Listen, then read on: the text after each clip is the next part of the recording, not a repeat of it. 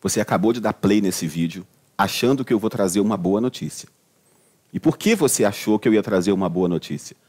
Porque quando eu gravei a primeira parte dos comentários sobre a parte processual da Lei 14.195, quando eu falei sobre a citação por meio eletrônico como regra no processo civil, e se você não viu esse vídeo, ele está postado no meu Instagram, esse que está aqui embaixo, você viu que nesse vídeo eu falei muito mal sobre essas modificações. Eu realmente não gostei do jeito como elas estão. E certamente vocês, muitos de vocês, não gostaram por causa das mensagens que eu recebi com relação a esse vídeo. E aí você acabou de dar play pensando, as más notícias ficaram naquele vídeo, as boas notícias virão nesse, como uma forma de compensar. O Flecha dividiu não em dois temas, mas em dois grupos, o grupo das más notícias e o das boas notícias. Lamento, mas sobre prescrição intercorrente, tema desse vídeo, eu também não vou trazer boas notícias. Lá no final, você vai concluir assim, Flecha, você deu uma exagerada. Se eu sou advogado do exequente, eu realmente vou odiar essas modificações. Mas se eu sou advogado do executado, eu vou gostar delas. Sim, é uma forma de pensar, é uma forma de ver essas modificações sobre prescrição intercorrente. Mas se você pensa com imparcialidade, porque você é um magistrado, porque você é um membro do Ministério Público, porque você é um entusiasta do direito e quer que a justiça seja feita, você quer proteção ao exequente, que é a vítima, e não ao executado, que é o devedor, ou o responsável pela obrigação, o que deixou de cumprir uma determinada obrigação.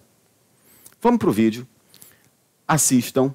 Eu vou tentar falar com a maior imparcialidade possível e, no final, você deixa o seu comentário dizendo se você gostou, se não gostou, se acha justo, se acha injusto. Coloca aí o seu comentário e a gente cria um debate sobre isso.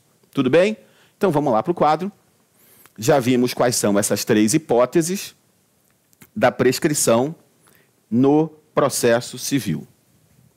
Não, Flecha, não vimos, não. Não vimos? Então tá. Então a gente vê agora. A prescrição no processo civil só acontece em 3 casos. 3.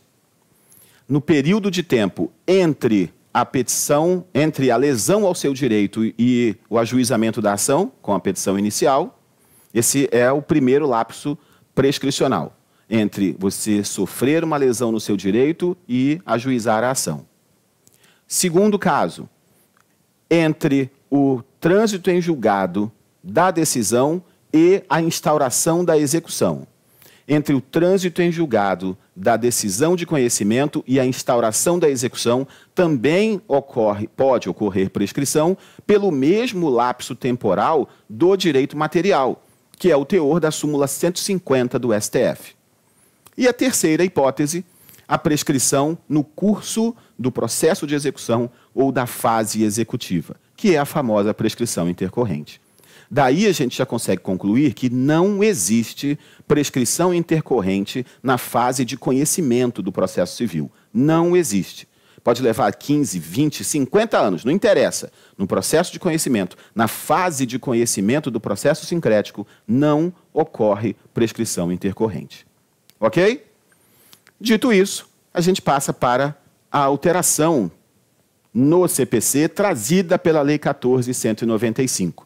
Artigo 921, suspende-se a execução. E aqui eu deixo uma homenagem ao professor Humberto Teodoro Júnior, que, quando fala do tema formação, suspensão e extinção do processo, usa uma terminologia muito peculiar, um pouco dramática até, mas que diz exatamente o que esses institutos significam. Formação, suspensão e extinção do processo, o professor Humberto Teodoro Júnior chama de nascimento, crise e morte do processo, que são termos que dizem exatamente o que significam formação, suspensão e extinção do processo.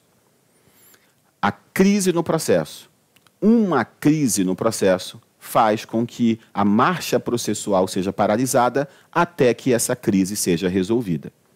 Existem várias crises capazes de causar suspensão em processos diversos. Mas para efeito de prescrição intercorrente, lá no processo de execução ou na fase executiva, é uma crise específica que nos interessa. E a gente volta, então, aí no artigo 921. O que nos interessa é o inciso 3. O que está aí na tela em amarelo, na parte esquerda do vídeo para vocês, é a redação do CPC de 2015, e o que está em verde, no lado direito do vídeo, é o mesmo 921, mas com a alteração trazida pela Lei 14.195. Vamos ficar aí na parte verde. Suspende-se a execução quando não for localizado o executado ou bens penhoráveis. Essa foi uma mudança boa. Enfim, uma parte boa para a gente comentar. Olha o que está em amarelo, redação original. Suspende-se a execução quando o executado não possuir bens penhoráveis. Isso não era verdade. Suspendia a execução, dizia a lei, quando o executado não tem bens. Mentira. A execução era suspensa quando os bens do executado não eram encontrados, seja porque ele não os possuía, seja porque ele tinha bens, mas estavam escondidos e não foram encontrados. Na lei nova, suspende-se a execução quando não forem localizados bens do executado e também quando não for localizado o próprio executado. Não encontrei o executado, não encontrei bens desse executado, suspende-se a execução. E uma vez suspensa essa execução, começa a correr o prazo da prescrição no curso do processo. Começa a correr a prescrição intercorrente. E é disso que a gente começa a falar a partir de agora. Volta no quadro. Suspende-se a execução quando não for localizado o executado ou quando não forem localizados seus bens penhoráveis. Parágrafo 1º. E aí está igual ao anterior. Na hipótese do inciso 3, o juiz suspenderá a execução pelo prazo de 1 ano, durante o qual se suspenderá a execução. Suspendeu a execução pelo prazo de 1 ano e também suspende o prazo prescricional. Parágrafo 2º. Decorrido o prazo máximo de 1 ano sem que seja localizado o executado ou que sejam encontrados bens penhoráveis, o juiz ordenará o arquivamento dos autos e segue correndo a prescrição intercorrente. Tudo bem até aqui? Vamos lá. Parágrafo 3º. Continua igual. Os autos serão desarquivados para prosseguimento da execução se a qualquer tempo forem encontrados bens penhoráveis. E aí, vem os parágrafos 4º e 5º. No meio tem o parágrafo 4A, que é novidade, mas que não é tão importante assim. Mas os parágrafos 4º e 5º, esses sim, são fundamentais para a gente entender o Instituto. Volta lá comigo. Parágrafo 4º. O termo inicial da prescrição no curso do processo, o termo inicial da prescrição intercorrente será a ciência da primeira tentativa infrutífera de localização do devedor ou dos seus bens penhoráveis. Então, olha só, eu estou tentando localizar o executado, aí está devedor, eu não gosto muito de chamar de devedor, tá? Porque nem sempre o executado é devedor. Às vezes, o executado é só responsável pela obrigação, como fiador, por exemplo. Volta lá. O termo inicial da prescrição intercorrente será a ciência da primeira tentativa infrutífera de localizar devedor, executado, ou seus bens. E será suspensa uma única vez pelo prazo de 1 ano, que é o do parágrafo 1º que a gente viu agora há pouco. Percebam, então, que eu tenho 2 coisas para destacar aí nesse dispositivo. Primeiro, o termo inicial da prescrição intercorrente é a primeira tentativa infrutífera. Ali começa a correr a prescrição intercorrente. E essa prescrição intercorrente, cujo prazo já está em curso por causa da tentativa infrutífera, essa prescrição intercorrente será suspensa uma única vez pelo prazo de 1 ano. uma única vez pelo prazo de 1 ano. Pelo prazo máximo de 1 ano. Vamos ver como fica isso num desenho. Começa a execução e eu faço a primeira tentativa de localizar o executado ou seus bens. Essa tentativa foi infrutífera. Sendo infrutífera, eu tive ciência dela, começa a contar a prescrição. Começa a contar a prescrição. E também fica suspensa. Olha aí o parágrafo 4º. O termo inicial do curso do processo, da prescrição no curso do processo, que é a prescrição intercorrente, o termo inicial da prescrição intercorrente será a ciência da primeira tentativa infrutífera e será suspensa. Percebam, então, que eu tenho duas coisas, dois acontecimentos na mesma data. Na ciência de que foi infrutífera a tentativa de localizar o executado ou seus bens, acontecem duas coisas. Primeira, começa a correr a prescrição. Segunda, ela já fica suspensa. Ok? Volta lá no meu desenho. Primeira tentativa, infrutífera, começa a correr a prescrição, mas ela fica suspensa, lembrem, pelo máximo de 1 ano, uma vez apenas, que é o parágrafo anterior. Lá na frente, eu encontro bens. 1 mês depois, eu encontro bens. E levo esses bens a um leilão. Esse aqui é o prazo entre achar o bem e levar ao leilão, é o prazo das formalidades que eu tenho para conseguir levar até o leilão. Olha aí o parágrafo 4º-A. A efetiva citação e intimação do devedor, no caso em que eu não estava encontrando o próprio executado. Ou constrição de bens penhoráveis, no caso em que eu não estava encontrando os seus bens, interrompe o prazo de prescrição, que não corre pelo tempo necessário à citação e à intimação do devedor. Então, nesse momento aqui, ó, ocorre a interrupção da prescrição. Ali aconteceu a interrupção da prescrição. Ou seja, nesse momento aqui, o que acontece? Esse prazo aqui morre e vai começar de novo.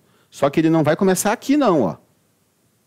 Porque ele não corre pelo prazo necessário a citar, intimar ou as formalidades para a constrição.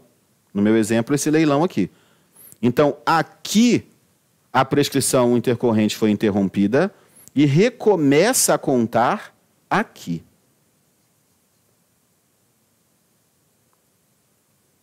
Aqui começa a contar de novo a prescrição intercorrente. Daqui para frente, senhoras e senhores, daqui para frente, nada mais para essa marcha prescricional. Nada. Não suspende mais, não interrompe mais, nada, nada, nada. Flecha, mas a lei não fala em 1 ano?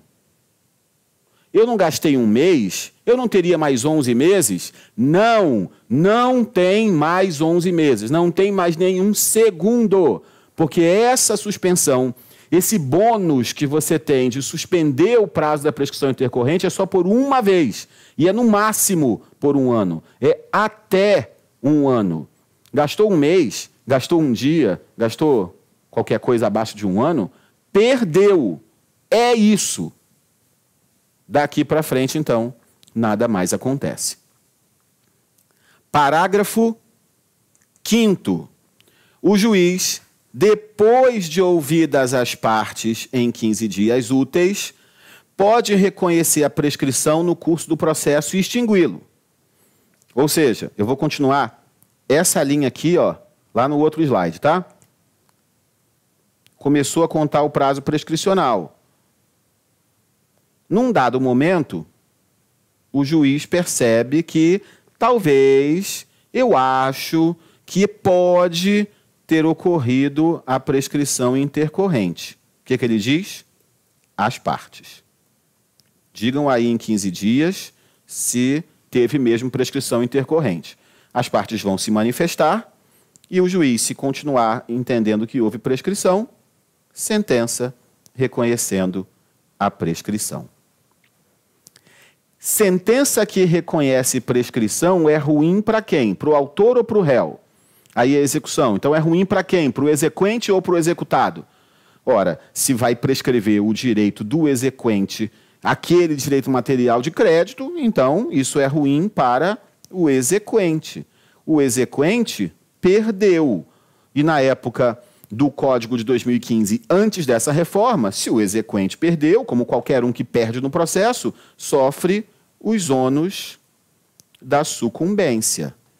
E aí a gente tinha, antes dessa reforma, uma coisa esdrúxula. Não fazia nenhum sentido isso. O exequente ingressa com uma execução de 10 milhões de reais.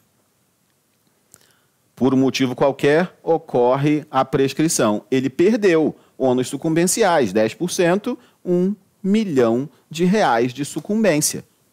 E aí esse exequente entrava na execução com crédito de 10 milhões, recebia 0 e ainda ficava devendo 1 milhão.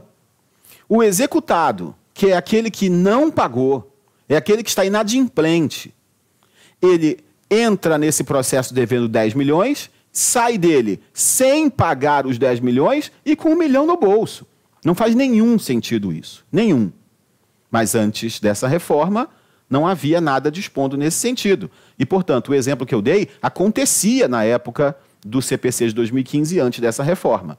Vem o parágrafo 5º lá no finalzinho e diz: o juiz reconhece a prescrição sem ônus para as partes. Não vai ter essa sucumbência aqui. Aleluia, porque não fazia nenhum sentido. Nenhum. Desculpe. Parágrafo 6º. A alegação de nulidade, porque aconteceu algum problema nesse procedimento aqui de reconhecer a prescrição intercorrente, só pode ser reconhecida se demonstrar efetivo prejuízo. Ou seja, em regra, não tem mais essa história de prejuízo presumido. O juiz reconheceu a prescrição intercorrente e não me ouviu. Eu sou exequente, ele não me ouviu, tinha que ter ouvido. Anula tudo e deixa eu falar. Não, não, não, não, não. Nada disso. Primeiro demonstra aí o seu efetivo prejuízo. A única hipótese em que eu não preciso demonstrar esse efetivo prejuízo, e ele será presumido, portanto, é se não teve a intimação prevista no parágrafo 4º, que é esse aqui, ó. O termo inicial da prescrição será a ciência da primeira tentativa infrutífera, essa aqui, ó. Se não teve essa ciência aqui. Porque aí o cara não está nem sabendo que começou a contar lá o prazo dele de prescrição intercorrente. Fora essa, qualquer outra hipótese de reconhecer essa prescrição intercorrente tem que mostrar o efetivo prejuízo. Ok? Esse artigo 921 está no processo autônomo de execução, diz o parágrafo 7º, que ele também vale, tudo que a gente falou aqui, portanto, vale para a fase de cumprimento de sentença. Ok? Eu me despeço então de vocês, espero que tenha ficado claro como ficou agora o procedimento da prescrição intercorrente. Se você achou justo ou injusto, é opinião, deixa aí nos comentários, mas pelo menos uma coisa é boa, está bem regulamentado. Eu sei exatamente como lidar com a possibilidade de prescrição intercorrente no processo. A gente se vê no próximo vídeo, gente. Tchau, tchau.